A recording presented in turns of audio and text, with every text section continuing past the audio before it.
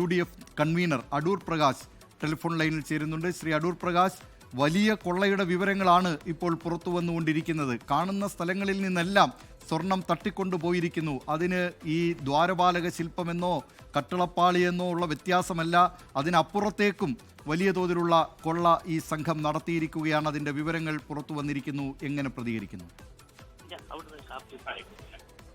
ശ്രീ അടൂർ പ്രകാശ്?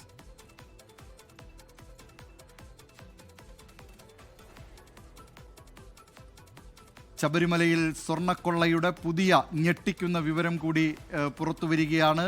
നേരത്തെ പുറത്തു വന്നിരുന്ന ശബരിമലയിലെ ദ്വാരപാലക ശില്പങ്ങളിലെയും കട്ടിളപ്പാളിയിലെയും സ്വർണം ഈ സംഘം തട്ടിക്കൊണ്ടുപോയെന്നായിരുന്നു. ഇപ്പോൾ പുറത്തു വരുന്നത് പ്രഭാമണ്ഡലത്തിലെ സ്വർണവും തട്ടിക്കൊണ്ടുപോയെന്നാണ്. UDF കൺവീനർ അടൂർ പ്രകാശ് ഇപ്പോൾ ടെലിഫോൺ ലൈനിലുണ്ട്. ശ്രീ അടൂർ പ്രകാശ്, എങ്ങനെ പ്രതികരിക്കുന്നു ഈ പുറത്തു വരുന്ന വിവരങ്ങളോട്?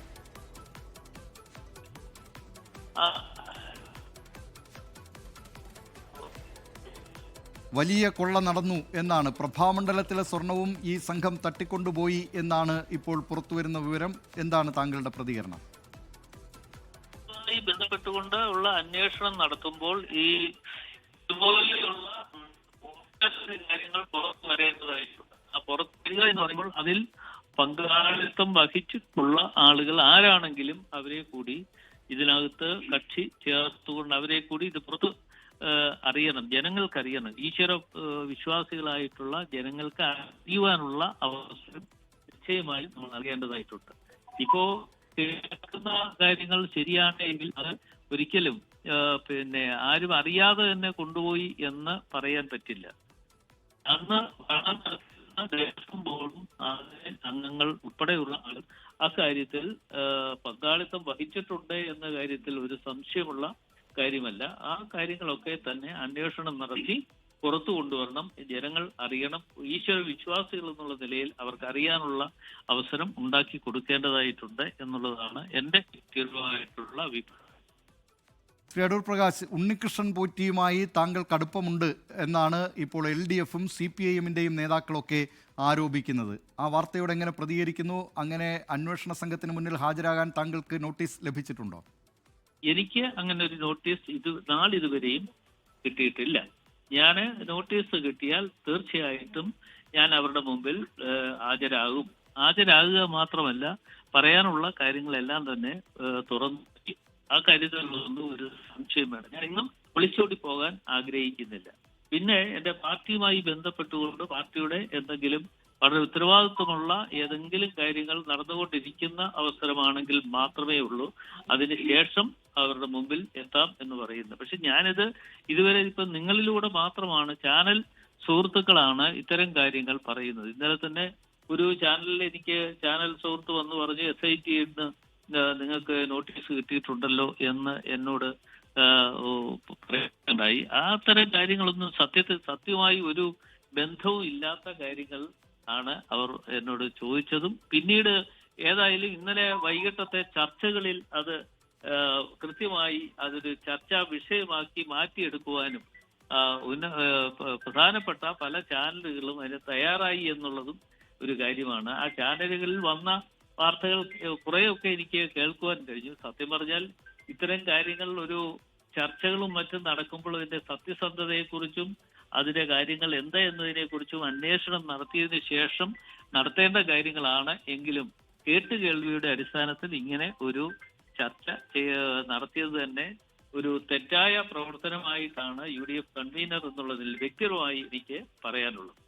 അടൂർ പ്രകാശ്, ഒറ്റ ചോദ്യം കൂടി. താങ്കൾക്ക് ഈ ഉണ്ണികൃഷ്ണൻ പോറ്റിയെ എങ്ങനെയാണ് പരിചയം? സോണിയാഗാന്ധിയുമായുള്ള കൂടിക്കാഴ്ചയ്ക്ക് താങ്കളാണോ അപ്പോയിന്റ്മെന്റ് വാങ്ങി നൽകിയത്? ഞാൻ അങ്ങനെ ഒരു അപ്പോയിന്റ്മെന്റ് വാങ്ങി കൊടുക്കത്തില്ല. അത് എവിടെയും പറയാൻ ഞാൻ ആഗ്രഹിക്കുന്ന ഒരു കാര്യമാണ്. പക്ഷേ അത് അങ്ങനെ ഒരു അപ്പോയിന്റ്മെന്റ് വാങ്ങി കൊടുക്കുകയോ അദ്ദേഹത്തെ കൊണ്ടുപോവുകയോ ചെയ്തിട്ടുള്ളത് ഞാനല്ല. അദ്ദേഹം അദ്ദേഹം ആറ്റിങ്ങൽ പാർലമെന്റ് നിയോജക മണ്ഡലത്തിൽ നിന്നും ഞാൻ 2019 മത്സരിച്ച് വിജയം കൈവച്ചതിന് ശേഷം അവിടുത്തുകാരനാണ് ഇയാളുടെ മറ്റും കാരേറ്റ് പ്രദേശമാണ്. ആ കാരേറ്റ് സ്വദേശി എന്നുള്ള നിലയിൽ എന്നെ കണ്ടിട്ട് ഇവിടെ ശബരിമലയിൽ ഒരു അന്നദാനം നടത്തുന്നുണ്ട്. ആ അന്നദാനത്തിന്റെ ഉദ്ഘാടനം ഒന്ന് നിറവേറ്റുവാൻ വരണം എന്ന് എന്നോട് ആവശ്യപ്പെട്ടതനുസരിച്ച് ഞാൻ ശബരിമലയിൽ പോയിരുന്നു. ശബരിമലയിൽ പോയതിനു ശേഷം അവിടെ പിന്നെ അദ്ദേഹം എന്തൊക്കെ പൂജ നടത്തി എന്നതിനെ കുറിച്ചൊന്നും എനിക്കറിയില്ല. പൂജ നടത്തിയതിനു ശേഷം സോണിയാഗാന്ധിയുടെ പിന്നെ അപ്പോയിന്റ്മെന്റ് കിട്ടിയിട്ടുണ്ട് എന്ന് എന്നോട് വിളിച്ചു പറഞ്ഞതനുസരിച്ചാണ് പിന്നെ ഡൽഹിയിൽ വന്ന് എന്നെ കാണുകയും കണ്ട് കാര്യങ്ങൾ പിന്നെ സോണിയാഗാന്ധിയുടെ അപ്പോയിന്റ്മെന്റ് കിട്ടിയിട്ടുണ്ട്, അദ്ദേഹത്തോടൊപ്പം എല്ലാം എന്നെ അവിടെ ആവശ്യപ്പെട്ടു. ഞാൻ അദ്ദേഹത്തോടൊപ്പം പോയിരുന്നു എന്നത് സത്യാവസ്ഥയാണ്. ശബരിമല സ്വർണ്ണക്കൊള്ളയിൽ കൂടുതൽ വിവരങ്ങൾ പുറത്തുവരികയാണ്. പ്രഭാമണ്ഡലത്തിലെ സ്വർണവും തട്ടിക്കൊണ്ടുപോയി എന്ന വാർത്ത വരുന്നു. ഈ വാർത്ത ഇതിനോട് പ്രതികരിച്ചത് UDF കൺവീനർ അടൂർ പ്രകാശാണ്. വളരെ നന്ദി ശ്രീ അടൂർ പ്രകാശ്.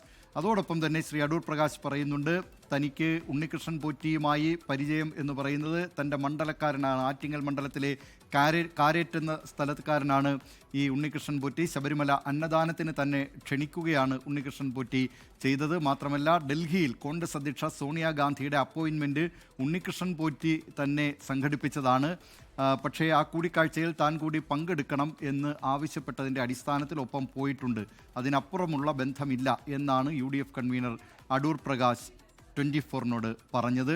ലോകത്തെവിടെയായാലും ഏത് സമയത്തും 24 വാർത്തകളും ഓഗ്മെന്റഡ് റിയാലിറ്റി പാക്കേജുകളും എക്സ്പ്ലെയിനറുകളും വിശദമായി കാണാൻ ഞങ്ങളുടെ YouTube ചാനൽ നിങ്ങൾക്ക് സബ്സ്ക്രൈബ് ചെയ്യാം.